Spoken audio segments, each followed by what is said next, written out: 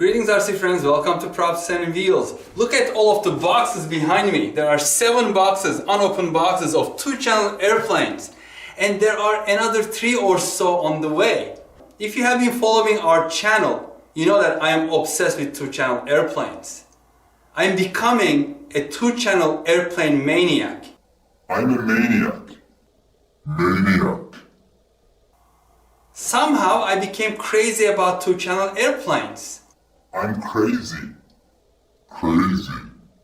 So why do I do these 2-channel reviews? If you look back about a year, I did not really believe in 2-channel airplanes. They were toys for me. But my opinions have changed after I sampled a couple of them, the ones with the stabilization system, and they were so good, they destroyed my beliefs about 2-channel airplanes forever. Now I see them is a legitimate entry to the RC flying hobby because they're so inexpensive. Everything's still behind me. I got them for less than $30 each. So there is a very low barrier to entry for RC aircraft now. And if you want to have one of the good ones, it makes such a big difference compared to the bad ones. I call the good ones my buds and I call the bad ones my duds. So my goal here is to sample as many 2-channel airplanes as possible and find the gems, find the buds, and separate them from the duds. So once you watch these, hopefully you'll buy one of the buds and have good experience and continue with the hobby if you are new to this hobby. So with that said, I'm going to select one of those, this one today, open it up, set it up, charge the battery, go outside and fly. It is a nice day outside, it's a Mother's Day.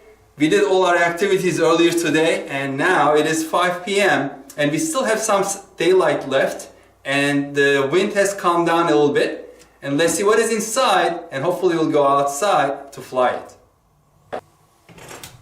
My tool of trade. I've been using this so much lately. Oh, this is exciting. I think I know what is in the inside. I think it's an airliner.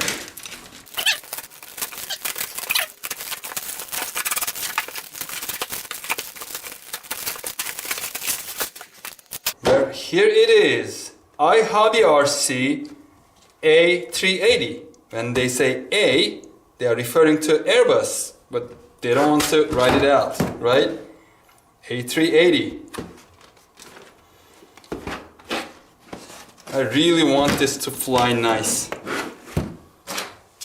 because so far we have only found a couple buds.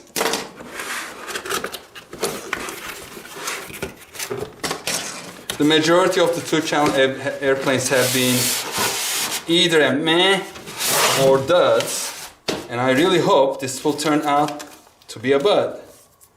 Z series. Okay, let's put this away. One-piece wing, the little plastic winglets. Everything is already installed in here. So this is going to be the battery compartment. The battery is not connected yet.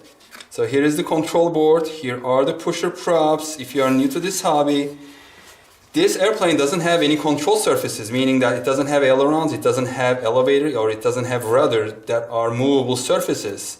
Instead, this is a 2-channel airplane, and the way it works is these provide thrust. These are pusher motors, pusher props. They provide thrust. If you increase the throttle, it's going to climb. If you decrease the throttle, it's going to come down, descend. And then for turning, they use differential thrust. If you give it a signal to turn left, this motor spins faster, this motor spins slower, this provides more thrust, this provides less thrust, so it starts going like this. And when that happens, the airflow going on the right wing increases, so it also banks a little bit. It increases lift here, decreases lift here. So that's how 2-channel airplanes like this one, with only 2 pusher props or sometimes puller props work. This is the fuselage. I think there may be a version that is actually 3-channel. Do you see these outlets over here? These are for control rods or wires that go to the elevators of on the horizontal stabilizer. And what they do in that case is just cut out these sections, so these become movable surfaces, and attach those control rods to here via some clevises, and then they become movable surfaces and elevators. So then you can fine tune the elevator control as well. Couple packages, nothing here. All right. In this package, we have the landing gear, and we have 4 extra propellers. And make sure if you break the propellers, one is turning clockwise, the other one is counterclockwise, always replace with the correct one. If you use this one over here, instead of pushing, it's going to pull. So it's going to be the wrong direction. It will be giving the thrust in the wrong direction towards front. Here in this one we have the little charger that connects to a USB port, and I have a USB charge adapter here, so this connects like this. And then I'm going to take the battery out, because usually these batteries come in a storage condition, meaning that they are not 100% charged. They are usually around 40% charged. And I cannot even check it with my voltmeter because it's like a really small micro, I think JST plug. It looks like 1.25 millimeter. So I'm just going to connect it now, so that it will start charging, so it will save some time going outside. And as you see, this light turned red, meaning that it is charging now. When that goes off, the charging is complete. The controller, so the right stick controls right bank, left bank for the turns, and the left stick controls the throttle. As you go up, it increases the throttle and then decreases. Usually these have function as well. The on-off switch is here. These may be trim, or these may be other things like high rates, low rates. If it has lights, maybe lights on, off. And do you see on this board it has 2 black, I don't know if you can see it, let me show it on this one. If you look here, there are 2 little jacks, and those jacks are for lights. I'm assuming this has a version where you can install these strip lights on the wing, so you can fly it at night. And lucky for me, I recently purchased 5 sets of lights and installed the previous one on the Z50 Predator. And if you watch those videos, you have seen it. And the second set, I think I'm going to put it on this, but maybe I'll wait until the maiden flight. If this turns out to be a bud, then I can always take the wing off and then install the lights later. So I'll wait for now, but if it's any good flyer, I'm going to install those. Wow, there is another set of propellers. So they actually included 3 sets, total 6 propellers. So you have a lot of spares. And do we have too many landing gear? Or just enough? Oh, wow, they provided extra landing gear as well. Look at that. 2 of each. Wow, they have been very generous. That's for sure. And I didn't pay too much for this airplane. I purchased it from a seller on eBay for $26.99. It had free shipping, and it was a US seller.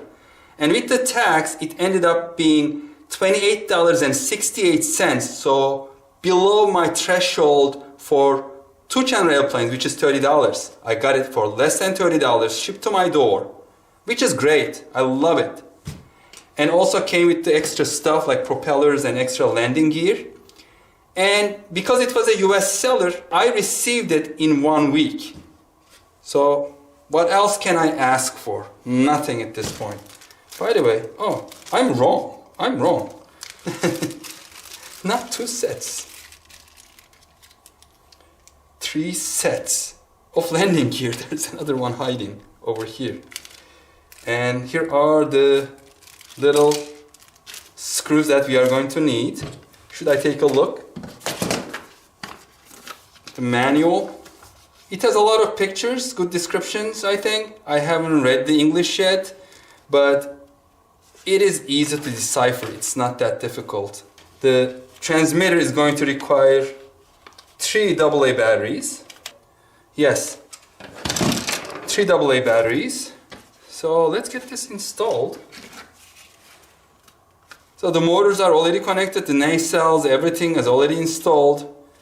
It is just going to take, looks like just one single screw to attach it. Do you see this tab? This tab goes in here, and then you press this down, and here is the hole for this little screw, and if you lose it, you have 2 more.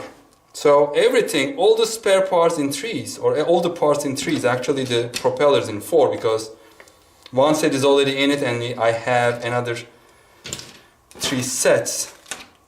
So now I'm going to need that little screwdriver, which comes in handy because you don't need anything else. So all you need to get this up and running or up and flying is 3 AA batteries. That's it. And also a USB port so you can charge the battery. But who doesn't have these days one of those USB? I mean, the worst case, you can connect it to your computer or to your laptop. So make sure that this is tight and then not moving. So there's still some gap, but do not over tighten. It's difficult to over tighten with such a small diameter handle screwdriver. And it's stopped now, and there is no gap. Excellent. Now let's install the landing gear. I don't think there is a preferred orientation. Either way would work. Just the front gear is here and the rear gear goes in here like that.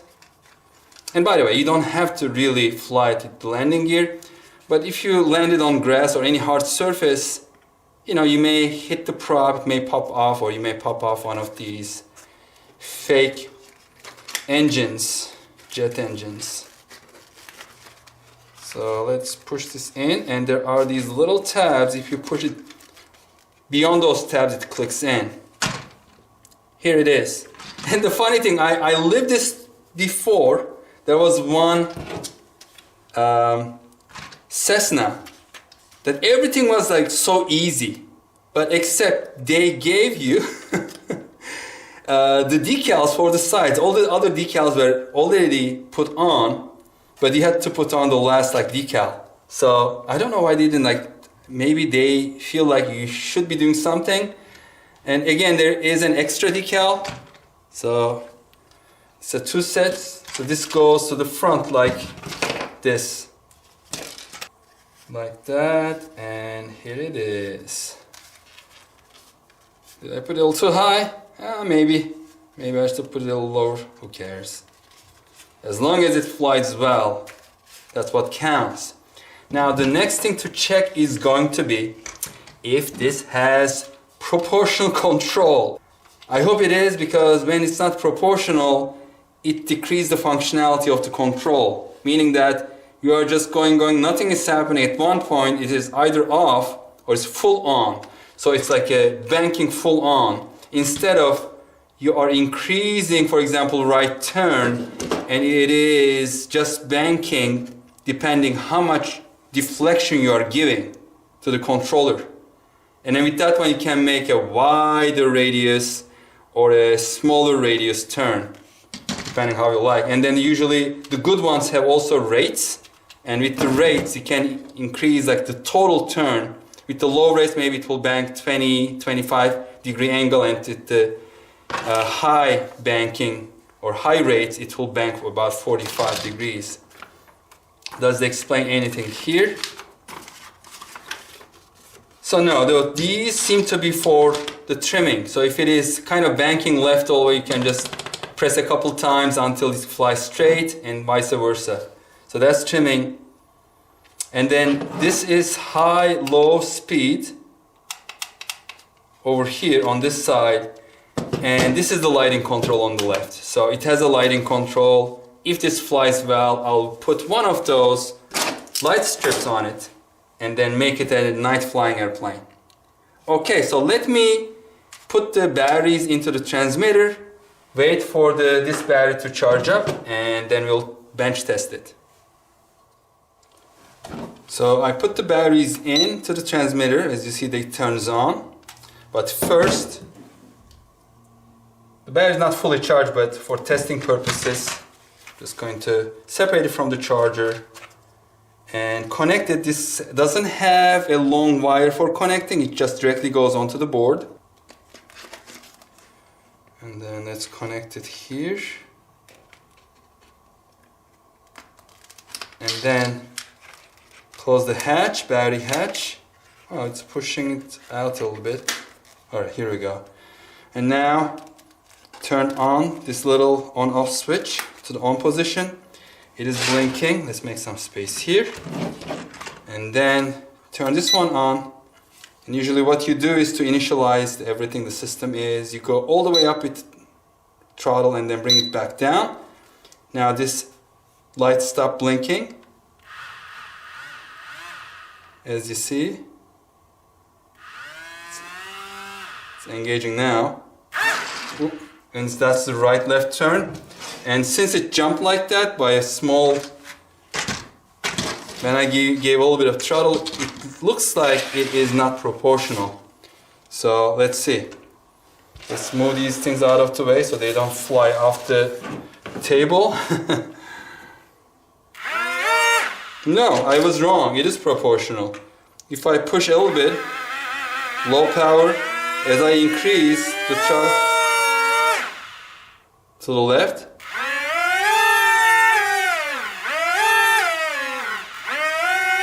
not maybe fully proportional there, but I can hear at least 3-4 different settings. So let's give a little bit of throttle. And let's do. It's really proportional. Let's change to the high rates. On high rates, it's a beep twice.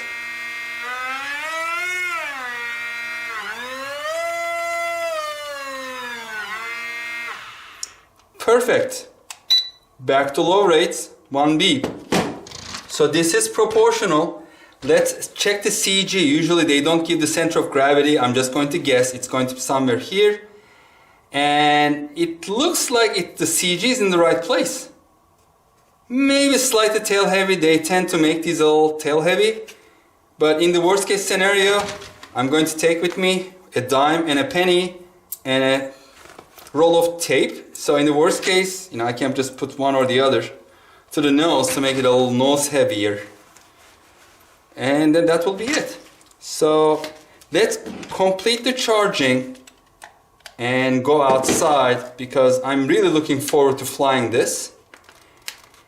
Thank you so much for watching the first episode, and I will be posting the next video, which is going to maiden flight very shortly, so stay tuned. And if you have any comments, any questions, please leave them below. I'll be responding to them when I have a chance from work, because I work full-time. This is my hobby. Our channel doesn't have any sponsors, any patrons. We don't get any gifts or anything at this point. We are hoping we are going to monetize it at some point so we can buy more expensive airplanes and review them for you. But we are not there yet. We are still building up our channel. We are gaining experience in doing this. I just started this about a year ago with my kids, with my sons. And please stay tuned. There is a big event coming. We are going to have all these 2-channel airplanes together under one long review session, which is going to be live streamed from our park, local park. And probably from the numbers of the boxes you see, we are going to have at least 20 airplanes, and that's going to represent probably 80% of all the airplanes that you can buy, 2-channel airplanes on the market today. So please stay tuned. That's going to probably come within a month or so, early June 2021. Thank you very much for watching. Stay safe and healthy. Hope to see you on the next video. And if you haven't subscribed, don't forget to subscribe and give us a like. Take care. Cheers. Bye bye.